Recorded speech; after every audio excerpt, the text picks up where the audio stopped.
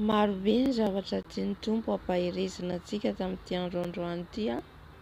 Mahatsapa hoe misy zavatra maro zany tian'ny tompo ampahirizina anao a sy ahy koa. Satria mbola mitohy ihany ny fizarako any de nofy nomeny tompo ahy a. Tamin'ny zany rehetra nofy ambarako amintsika ty zany de taoriany nandraisako an'ny tompo tamin'io taona 2019 io zany a. De taorian'io zany be dia be ny zavatra nasehon'ny tompo zany. Ka tamin'izay fotoana zay zany satria ny tompo de miteny amintsika zany a, zanany a, amin'ny alalan'ny nofy, amin'ny alalan'ny mpanompon'Andriamanitra, amin'ny alalan'ny fahitana, amin'ny alalan'ny zavatra hitantsika amin'ny maso a. De iny zany no itenena amintsika, ananarany antsika, hitondrany antsika zany, alalantsika ny fiainana ara-panahintsika. De nisy fotoana zany a nanana olana aho tamin'ny namana anankiray. De efa samy hoe mpiara-manompo zay zany fa nisy tsy fifankazahoana tao satria amin'ny maha kristiana hoe mbola etỳ tany de tsy hoe ho marina daholo na ho mety daholo zay ataonao.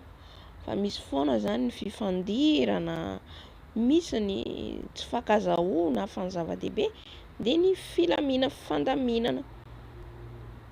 De tamin'io fotoana io zany zay zavatra hitranga de rehefa natory aho tamin'ny alina de nampanofy ahy ny tompo. De ny nofy nomeny ahy a de miteny mihitsy izy fa tongotra ho izy ny faran'ny zavatra rehetra. Io zany teny azoko zao anatin'le manofy. Fa tongotra izy ny faran'ny zavatra rehetra, koa endreka mahonoana tena ho amin'ny fivavahana ary mihoatra noho ny zavatra rehetra mifankatiava tsara. Fa ny fitiavana manarona fahotana maro. Io zany ny teny nomeny fanahy masina ahy zany zaho matory ao anatin'ny nofy. De taitra zaho zany. De zany teny zany ohatra za amin'io zany mbola hoe maro ny zavatra mbola tsy fantatro anaty baiboly fa tsapako zany mahatsapa hoe zany teny zany ohatra ny ao anaty baiboly. De ny fo maraina de nanontany olona de nisy ny tsy nahalala, tsy nafantatra. De ny nahagaga tamin'izay fotoana zay a, tampotampoka eo nisy mpanompon'Andriamanitra nandefa mesazy de io verset io mihitsy nomeny. Halleluja. Io verset mihitsy, oh Jesosy miteny ianao. De ao amin'ny PETERA-4 toko faha-4 andiny faha-7 ka hatramin'ny faha-9. Io ny ten'Andriamanitra nizarainy tamin'izay fotoana zay de gaga be aho. Ty ho le ten'Andriamanitra tadiaviko. Miteny Andriamanitra ry ava-malala. Miteny Jesosy rehefa tsika mikatsaka azy amin'ny fontsika rehetra ka mangetahita ny fahamarinana te handeha araka ny sitrapony. Tena hoe Jesosy mihitsy miditra amin'ny fiainantsika. De rehefa avy eo zany nandinika an'io ten'Andriamanitra io de milaza fitiavana. De nanomboka taorian'io de fitiavana foana ny tenin'Andriamanitra voaraiko. De lasa nanao dingana, nanantona an'ireo namako satria maromaro izy ireo. Zao zany ambarako antsika, na marina ny ataontsika na tsy marina ny ataontsika de mitaky fanetretena foana ny tompo ary mitaky fihavanana.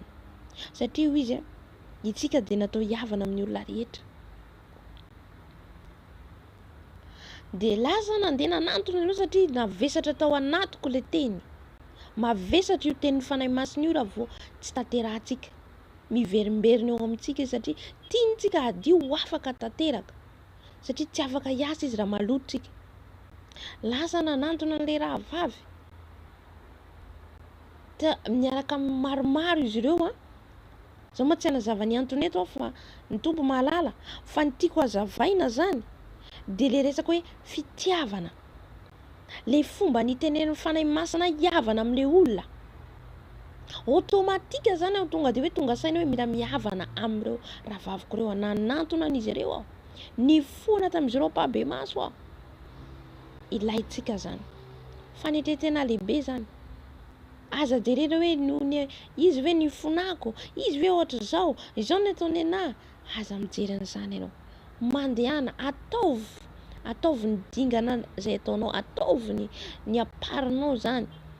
Satria na hivavaka anao antsika nefa misy olona manana alahelo ady amintsika dia zava-poana le vavaka ataontsika.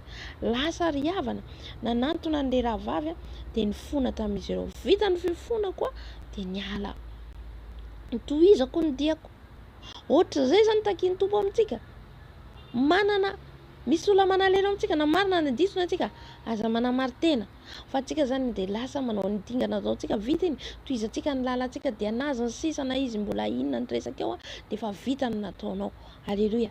Fa rehefa avy eo dia nahatsapa maivana le vesatra tao anatiko.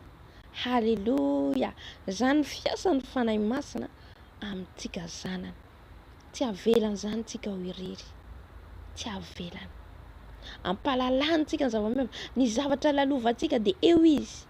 Ary manamboatra, manarina. Satria tsika le tany manga, volavolaina. Jesosy ny mpanamboatra. Izy lay voaloboka. Itsika no sampany. Karaha tsika misaraka aminy dia tsy mahay manao na inona. Fa ny ekeko, nakatoaviko ny teny izay nomeny ahy. Hoe mila manao dingana mihavana amin'ireo rahavaviko. Fa ny fitiavana no manarina le fahotana. Resaka fitiavana anie zany, fitiavana le fanitrenao tena mandeha mihavana amin'le rahavavinao. Amen. Ka izay zany fampaherezako antsika zany. Raha misy manana ady aminao, manana alahelo aminao, aza menatra.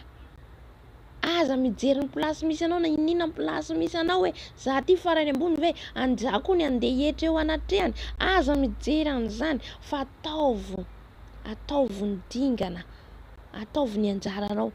Vita zay hita n'Andriamanitra ny nataonao. Amen.